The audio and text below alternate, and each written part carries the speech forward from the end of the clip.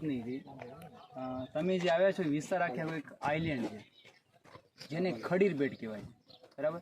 અને આ આઇલેન્ડ ઉપર 12 ગામડા આવેલા છે, તેમાં છેલ્લું ધોળાવીરા છે, બરાબર. અને અત્યારે જે આ આઇલેન્ડ છે એ ચારે બાજુ રણથી ઘેરેલો છે, બરાબર. પણ અત્યારે તો તમે આ આઇલેન્ડ ઉપર જે આવ્યા છો એ એક રસ્તેથી આવ્યા છો, બરાબર. આવવા જવા માટે જે રૂટ છે તમારો એ રસ્તેથી આવ્યા છો. પણ 5 વર્ષ પહેલાં જે આ હડપણ માણસો જે આવ્યા છે એ કયા રૂટથી આવ્યા હતા, બરાબર. તો એમનો આવવા જવા માટે રૂટ હતો સી રૂટ. એટલે જે તે વખતે આર્કોલોજીસ્ટ એમ કહે છે કે જે તે વખતે આ એક આખો બેટ હતો આઇલેન્ડ, તે વખતે 5 વર્ષ પહેલાં આ લોકો નાવથી અહીંયા આવ્યા છે, સી રૂટથી, આપણે જળમાર્ગ કહીએ એ રૂટથી આવીને નગરની રચના કરી ગયા છે. અહીંયાથી આપણે 50 કિલોમીટર આગળ જઈએ તો પાકિસ્તાન છે. પાકિસ્તાનમાં જે મોહેદડો હડપા જે છે એ પાકિસ્તાનમાં છે. બીજું ત્યાં અમદાવાદ છે, ત્યાં લોથલ છે, રાજસ્થાન કાલીબંગા અને રાખીગઢી છે. તો આ બધી સમકાલીન સભ્યતા છે 5 વર્ષ પહેલાંની. જેમ આપણે એક સિટીમાંથી બીજી સિટીમાં જતા હોય એ રીતે આ લોકો પણ એકબીજાથી જોડાયેલા હતા એમ. અને આખી સાઇટ આપણે જોવા જઈએ તો 250 એકરમાં ફેલાયેલી છે. પણ અત્યારે ખોદકામ આપણે જોવા જઈએ તો 5 થી 10% જ ખોદકામ કર્યું છે. હજી 90% ખોદકામ બાકી છે, બરાબર.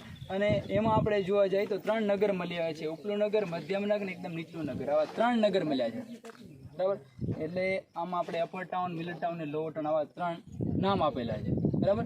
અને અહીંયા જે નગરની જે રચના કરી છે એમાં બધો પથ્થરનો ઉપયોગ કર્યો છે, લાઇમસ્ટોન અને સેન્ડસ્ટોન, એટલે કે પાકો પથ્થર ને કાચો પથ્થર. અહીંયા ઈંટનો ઉપયોગ નથી કરવામાં આવ્યો. તો અહીંયા આર્કોલોજીસ્ટે જોયું તો પહાડ જે છે ત્યાં આખી પથ્થરની ફેક્ટરી મળી છે, જ્યાંથી આ માણસો પથ્થર લઈ આવે છે. અત્યારે પણ ત્યાં અડધા ફિનિશિંગ કરેલા પથ્થર ત્યાં પડ્યા છે, બરાબર. અને અહીંયા આપણે 300 મીટર લાંબુ મેદાન બનાવ્યું છે, જે પણ એ રમત કરતા હોય તે. પણ અહીંયા 300 મીટર લાંબુ એમનું મેદાન મળ્યું છે. અને ધોળાવીરા એક એવું નગર છે જ્યાં 3 નગર મળ્યા છે. મેં તમને વાત કરી અપર, મિડલ ને લોઅર. આવા 3 નગર જો મળ્યા હોય તો ધોળાવીરા સિવાય કોઈ જગ્યાએ નથી મળેલા, બરાબર.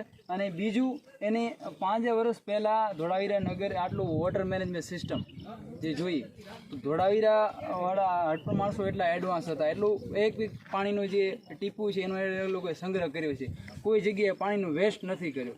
અને બીજું અહીંયાથી 10 અક્ષરવાળો સાઇન બોર્ડ મળ્યો છે, જે હજી સુધી વર્લ્ડની અંદર કોઈ વાંચી નથી શકે એમણે શું લખેલું છે. એ એક એમનો નોર્થ ગેટ છે અપર ટાઉનનો, ત્યાંથી મળેલું છે. એ જીપ્સમના પથ્થરથી એમણે લખેલું હતું જે તે વખતે. પણ એ હજી સુધી આપણે ઉકેલ નથી શકે. અને આ 2 નદીઓ છે, મનહર અને માનસર. 2 નદીઓ વચ્ચે એ લોકોએ પોતાના નગરની રચના કરી છે અને 3 નગર વસાવ્યા છે, બરાબર. આ રીતે આખી અત્યારે જે આપણે જે સાઇટ જોવા જઈએ છે યુનેસ્કો વર્લ્ડ સાઇટ છે. ગુજરાતની 4થા નંબરની સાઇટ છે અને વર્લ્ડની અત્યારે 40મા નંબરની સાઇટ છે. અને 27 જુલાઈ 2021 ત્યાંને યુનેસ્કો વર્લ્ડે જાહેર કરી છે. અને G20 ડેલિગેટ્સ પણ અહીંયા આવ્યા હતા. તમે જે રસ્તેથી આવે ને રોડ ટુ હેવન, એ એમના માટે બનાવ્યો હતો. એ સીધા ત્યાં એરપોર્ટમાં ભુજ આવ્યા હતા, ભુજથી પછી ધોરડો અહીંયા આવ્યા હતા. એટલે એમના માટે રસ્તો બન્યો. તો એ એક સાઈડ જે સિંગલ પટ્ટી રસ્તો છે ને એના માટે પાકો બનાવ્યો, બાકી તો એ માટી કામ જ કરેલો છે, બરાબર. અને આ જે સાઇટની આપણને જે ખબર છે 1967-68ની સાલમાં પડી હતી. જેપી જોશી સાહેબે સાઇટની બાબતે રિપોર્ટ આપેલો હતો. પણ તે વખતે એટલો આઈડિયો નહોતો કે આટલી મોટી સાઇટ મળશે. આમ તો આર્કોલોજીસ્ટ એવું માને, એવું એમને રિપોર્ટ આપેલા છે. કચ્છની અંદર 62 સાઇટો છે, કચ્છની અંદર 62 સાઇટો છે, પણ રિપોર્ટ આપેલા છે એટલી હાઇલાઇટ નથી. અહીંયાથી 50 કિલોમીટર આગળ લોધરાણી ગામ છે, ત્યાં એક આ રીતે નગર મળ્યું છે. એ 4.5 વર્ષ જૂનું છે. સેમ આ માણસોનું ત્યાં એક ગામ હતું 5 વર્ષ પહેલાં, એ જ ટાઈમે. તો આવી તો ઘણી બધી સાઇટો છે. પણ આ સાઇટની ખબર 1967-68માં જેપી જોશી સાહેબે રિપોર્ટ આપી દીધું.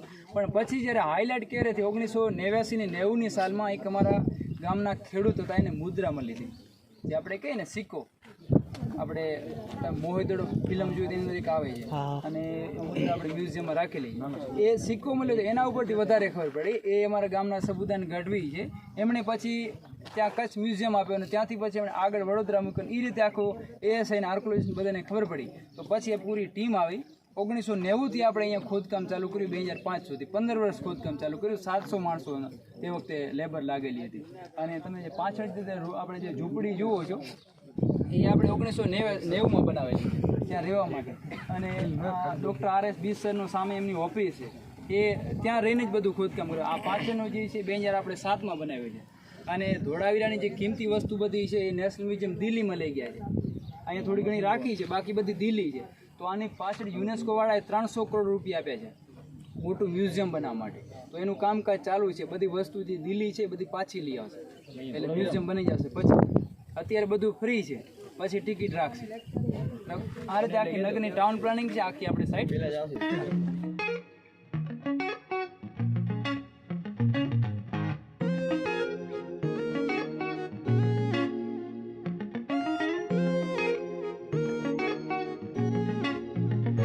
આપણે મ્યુઝિયમમાં રાખ્યો છે, બાકી ત્યાં ઢાંકેલી આ રીતે છે એમ કહેવાનો મતલબ.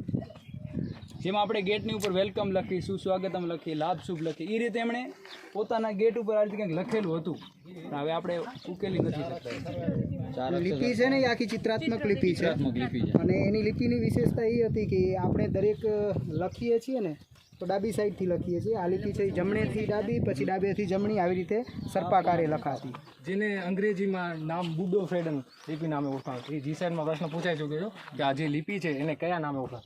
ડાબી જે આપણે સાપ જેવી આવી રીતે ચાલે, જેને બુડો ફ્રેડન છે.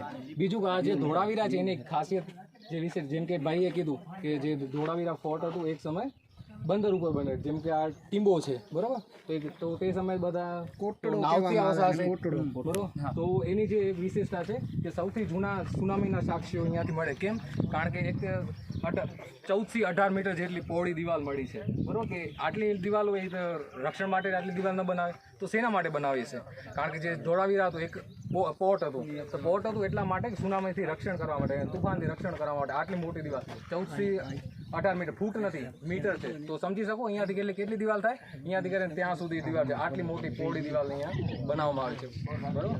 યસ, બહુ મોટી દિવાલ છે. બીજું કે જે ધોળાવીરા છે આખું બરોબર, એની વિશેષતા એક તો બીજા જેટલા પણ મોટાભાગના જે હમણાં સુધી 24 જેટલા સ્થળ મળી આવ્યા હડપ્પન સંસ્કૃતિના, કેટલા 24 જેટલા સ્થળ, ને કચ્છમાંથી એમણે કીધું કે 62 જેટલા સ્થળો મળી આવ્યા છે. તો આ જે 24માંથી જેટલા સ્થળમાં એનામાંથી ધોળાવીરા એવી રીતે અલગ પડે છે. એક તો 7 સ્તરોમાં વસેલું છે આખું ધોળાવીરા છે. 7 જેમ કે વડનગર છે, વડનગર પણ આખું 7 સ્તરો, જે સૌથી પહેલાં ત્રિમોળિયા કાળ છે. આનામાં ધોળાવીરા છે પ્રાક હડપ્પન સંસ્કૃતિના, જે હડપ્પન સંસ્કૃતિ છે એના પણ દ્રષ્ટિ છે. તો પ્રાક હડપ્પન સંસ્કૃતિના પણ આપણે અહીંયાથી અવશેષો મળી આવે. ઉપર બીજું આને 7 સ્તરની જે વાત કરીને એમાં પણ ઘણી બધી એવી કુદરતી ઘટનાઓ બની કે એક સ્તર ઉપર બીજું સ્તર, ત્રીજું સ્તર, એવી રીતે નીકળતું ગયું. શક્ય છે કે અહીંયા જો ખોદકામ થાય તો આની નીચેથી પણ ઘણું બધું એવું હજી પણ નીકળે કે જે હડપ્પન પહેલાંનું પણ હોય.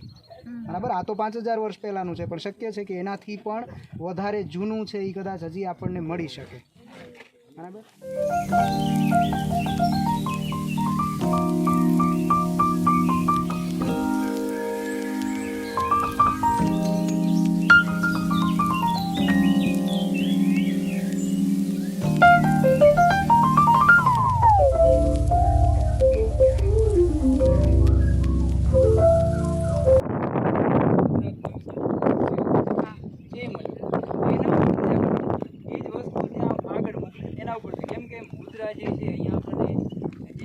પ્લસ મુદ્રા મળી છે.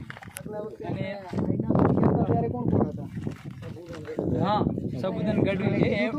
હા, એમણે કીધું તું હાજર હતા ત્યારે બોલાવ્યા હતા એને આપણે. એ સબુદન ગઢવી, કેમ કે પહેલે વખત તો મળી હતી બીજા માણસને બરાબર, પણ મળી હતી મેન અહીંયા જે કિસાન ખેડૂત હતો એને મળી હતી, પણ એમને એટલો આઈડિયો નહોતો કે આ વસ્તુ શું છે. એમણે પોતે લઈને એક ઝાડમાં ફેંકી દીધી. તો ઝાડમાં ફેંકી દીધી પછી આ જે સબુદાન ગઢવી છે એ જૂની વસ્તુ એક પોતાના ઘરે એક બધી વસ્તુ સંગ્રહ કરતો હતો એમ. તો એને પછી વાત ખબર પડી, પછી એમણે એ ખેડૂત પાછી રિટર્ન ગોતાવી અને પછી એમણે પોતે લઈને ત્યાં પછી પહોંચાડી. એના ઉપરથી ખબર પડી. અને અત્યારે જે આપણે ઊભા છીએ વચ્ચે એક નદી ક્રોસ કરીને આવ્યા છીએ આપણે, એ મનહર છે અને આની પાછળ એક માનસર છે. બે નદીઓ વચ્ચે મેં વાત કરી ને, બે નદીઓ વચ્ચે નગર બનાવેલું છે, વસાવેલું છે. અને આ બાજુ તમે ધ્યાન કરો તો સામે બંધ બાંધેલો છે, સામે બંધ બાંધ્યો છે. અત્યારે જે આપણે ઊભા છીએ એ આખી એક ચેનલ છે, આપણે કેનાલ જે કહીએ ને કેનાલ, એ રીતે કેનાલ જેવું છે. એક દિવાલ પહેલી બાજુ છે, ભાઈ ઊભા ને એ બાજુ છે, પથ્થર દેખાય ને એ, અને બીજી દિવાલ અહીંયા છે. આ બંને દિવાલો છે ને 7 થી 8 ફૂટ નીચે ડીપમાં છે. અને વચ્ચેવાળી આ જે પાટમાં જે આવતી માટી ભરેલી છે ને, એ પાટમાં આપણે માટી હટાવી હતી જે તે વખતે જ્યારે ખોદકામ કર્યું. સીધું પાણી નદીનો છે ને, સીધું પાણી વાળીને સામે જે રિઝર્વાયર છે ત્યાં લઈ ગયા છે. અને એવા એમના 16 રિઝર્વાયર છે, વોટર સ્ટોરેજ 16 છે. એટલે એકમાં ભરાય એટલે બીજામાં ભરાય, ત્રીજામાં ભરાય, એ રીતે બધા કન્ટિન્યુ રાખે, જેથી કરીને પાણી ફિલ્ટર પણ થઈ જાય અને પાણી સ્ટોર પણ થઈ જાય. આમ આપણે જોઈએ તો કચ્છમાં વરસાદ અત્યારે થોડો ઘણો આમ પહેલેથી નહીવત જ થાય છે. કચ્છમાં જોઈએ તો વરસાદનું પ્રમાણ બહુ, આપણા પહેલાંના જે વડીલો છે એને 600-700 દુષ્કાળ જોયેલા છે, બરાબર. તો અહીંયા તે વખતે પણ આવી પાણીની શોર્ટેજ રહેતી હશે, એટલા માટે આ રીતે પોતાના એણે કોઠા સુધીથી એણે આ રિઝર્વાયર બનાવ્યા છે, બરાબર. તો આપણે સામેનું રિઝર્વાયરથી આપણે જોઈશું.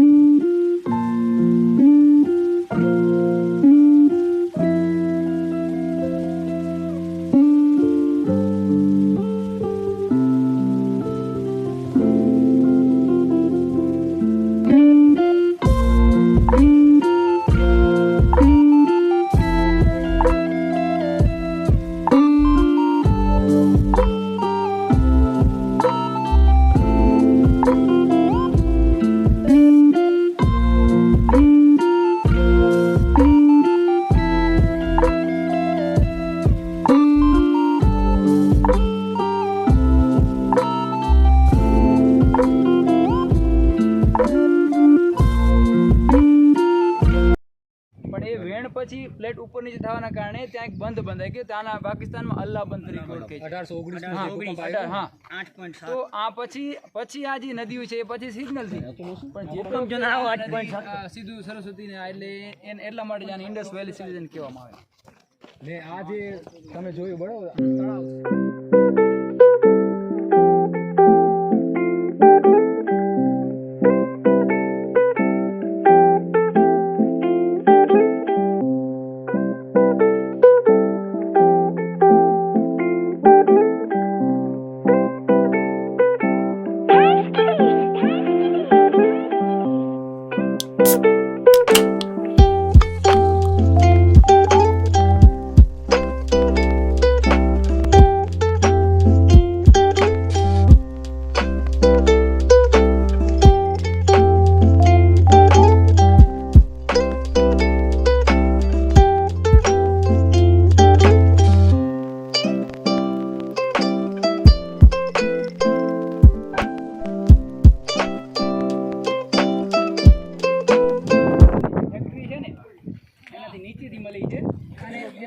એની પાછળ આખું રણ છે, જો સામે તમે રણ જુઓ ને 1 મીટર સુધી નીચે ખોદકામ કર્યું, તો એના ઉપરથી એમને ખબર પડી કે આ નગર સાતવાનું વસી એમને જે પણ વસ્તુ મળે એની ઉપરથી કાર્બેટિંગ કરે. તો અમુક જગ્યાએથી રૂમ મળ્યા છે, અમુક જગ્યાએથી રસ્તા મળે છે.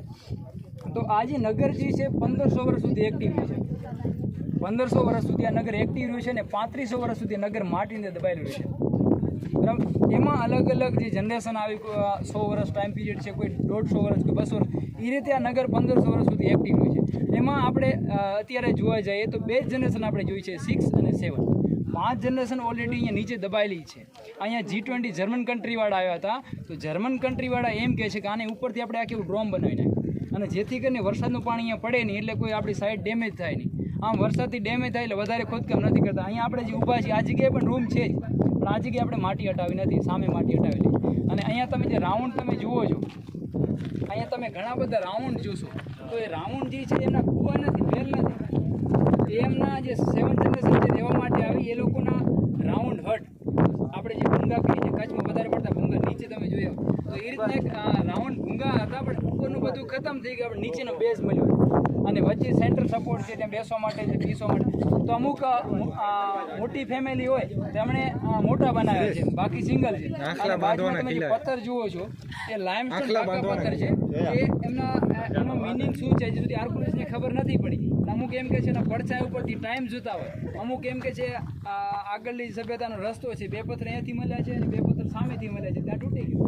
તો એ રસ્તાના ડિવાઈડર હોઈ શકે, પણ એનું હજી સુધી ફાઇનલ આપણને મળ્યું નથી. અને આની તમે દિવાલ જુઓ, અંદરની સીધી છે, અંદરની સીધી છે, બહારની સ્લાન્ટ, વચ્ચે માટી ભરેલી છે.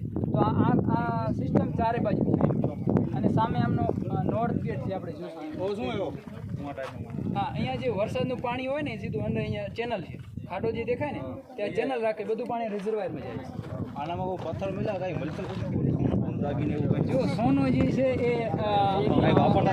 આ લોકોએ નગરને છોડતા ગયા છે. જેમ કે તમારા ઘરને તમે રૂમને છોડો તો કિંમતી વસ્તુ બધી સાથે લઈ જવાના છો ને, તો આ લોકો કાંઈ એ રીતે ડાયરેક્ટ દબાઈ નથી ગયા કે એમ ડાયરેક્ટ એ ખતમ નથી થઈ ગયા. એ લોકો માઇગ્રેશન કરીને ચાલ્યા ગયા પછી આ નગર દબાણું છે. અહીંયાથી હા, તો અહીંયાથી આપણે 100-200 મીટર આગળ જઈએ તો આ લોકોના સ્મશાન મળે છે સિમેટ્રી. તો એમાં આપણે જોવા તો અલગ અલગ થિયરી છે. કોઈ મતલબ કે દફન કરેલા છે, કોઈ સિમ્બોલિક બરેલ. સિમ્બોલિક બરેલ એટલે કે એની અંદર કાંઈ હોય નહીં, પણ એ કોઈક મૂક્યા હોય, એની જે ડેડ બોડી હોય તો દરિયામાં ફેંકી દે, પણ એની યાદમાં બનાવે, એ એમનું સિમ્બોલિક ભરેલ છે. ને જો અગ્નિ સંસ્કાર આપ્યા હોય તો અગ્નિ સંસ્કારનો આપણને કંઈ મળે નહીં. તો ત્યાં આમનો જે સિમેટ્રી જે છે ત્યાં અલગ અલગ થિયરી ઘણી બધી આપણને જોવા મળે છે. અને તે વખતે પણ એ લોકો પુનર્જન્મમાં માનતા હતા. જેમ કે ત્યાંથી આપણને સેલની બેંગલ મળી છે, ઘણા બધા માટીના વાસણો મળ્યા છે. તો આ લોકો પણ કદાચ એવું આપણે માનતા હોય કે એ પણ પુનર્જન્મ માનતા હોય, કેમ કે હરેક વસ્તુ એમની સાથે આપણને ત્યાં સિમેટ્રી એરિયા છે ત્યાંથી આપણે મળ્યું છે. ત્યાં આપણે 2 થી 3% જ ખોદકામ, વધારે ખોદકામ નથી કર્યું.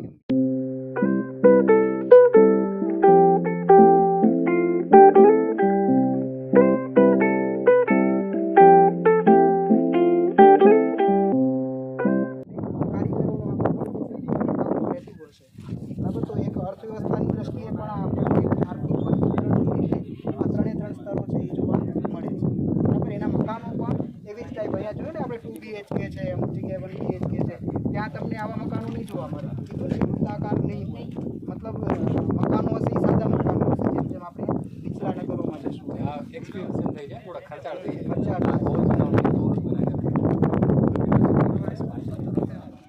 હાઈ ક્લાસ વાળા જે લોકો હોય, આનંદ અંબાણી બધા જે છે અંબાણી, એ રીતે તે વખતે પણ કોઈ પૈસાદાર હશે એ આની પર રહેતા હશે. બધી વસ્તુ ગ્રેટ બાર ને જે સાઉથ બાર જો આપણે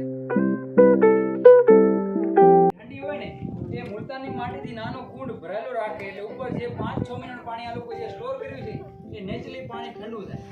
અને આ તમે સીધા પથ્થર જે જુઓ છો એની પાછળ પણ 2 ફૂટ આખી મુલતાની માટીથી પથ્થરની લીપાઈ કરેલી છે. એ સેન્ડસ્ટોન છે. સેન્ડસ્ટોન એ માટી જે છે ઠંડુ રાખે, તો આખે 5-6 મિનિટ પાણી નેચરલી ઠંડુ રહેશે.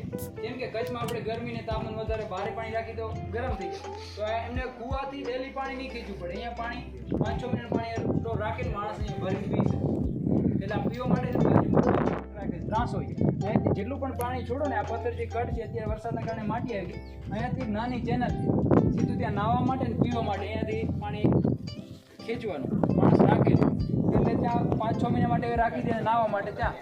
એ રીતે અહીંયાથી ડિવાઈડ થાય એમ એ રીતે. ક્યારે પણ પાણી ભરતા હોય ને નીચે નહીં જવું, ઉપર જ છે. આપણે દુઓ છે ને, કરત કરત અભ્યાસ જન્મથી સુજાન, રસી આવત જાઓ તો શિલ્પ પ્રત નિશાન. એટલે રસી આમ તો રસી તો એકદમ નાજુક હોય છે, પણ પથ્થરમાં ડેલીનું રૂટીન હોય તો એ છાપ છોડી દે. બરાબર. અને બીજું છે ને, કૂવામાં હોય તો અવાડામાં આવે, બાપમાં હોય તો બેટામાં આવે.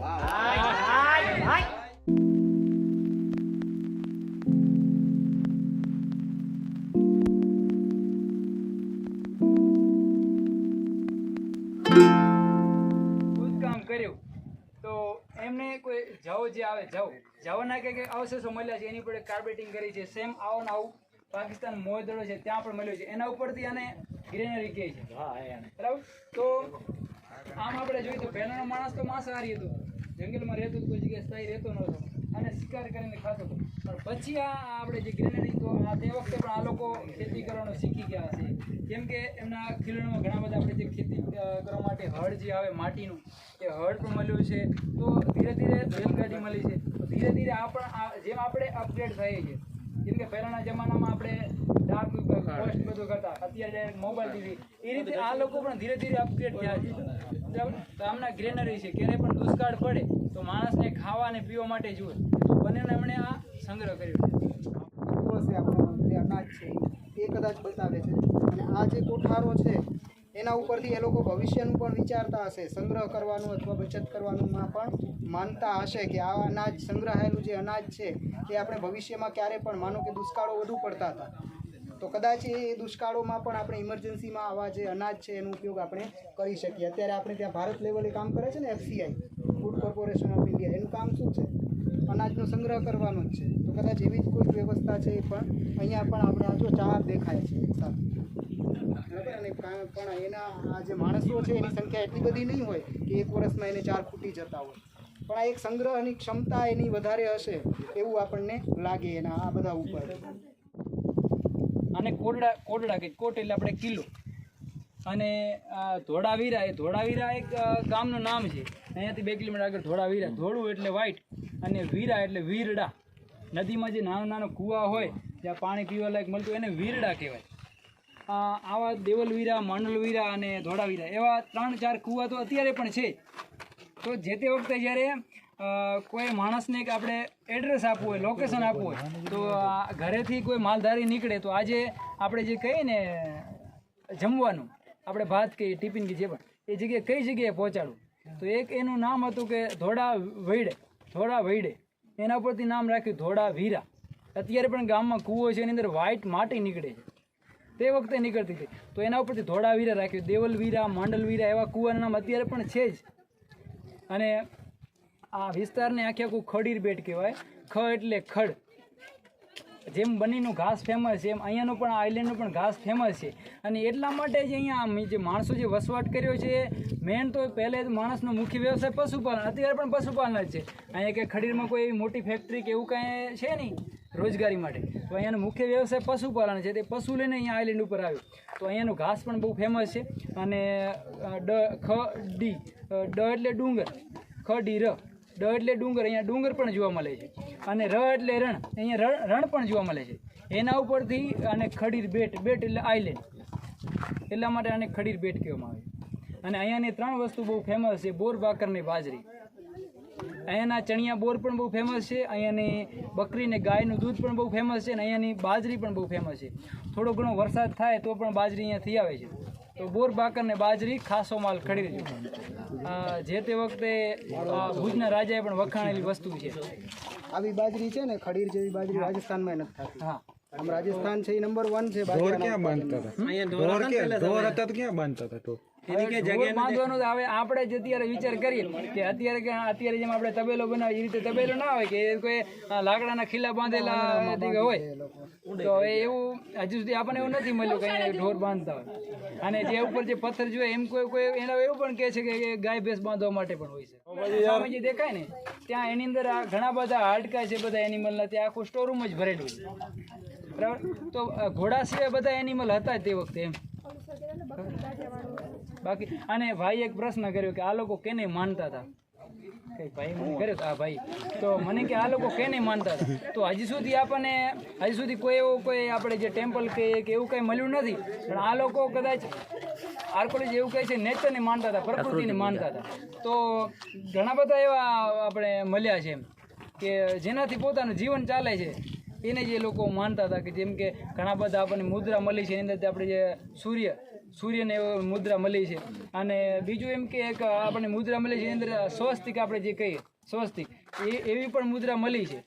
બાકી તો એના આ લોકો એવું કદાચ કહી શકે વધારેમાં વધારે જૂનો ધર્મ આપણે કહીએ તો સનાતન ધર્મ છે, તો એનું આપણે માની શકીએ. બાકી બીજું તો આ લોકો કોઈ ધર્મને નતા માનતા, નેચરને જ માનતા હતા. છે ને, પોતાને માનતા હતા ને પોતાને માણતા હતા. એના સિવાય એને કાંઈ કોઈથી લેવા દેવા નહોતું, નેચરને માનતા.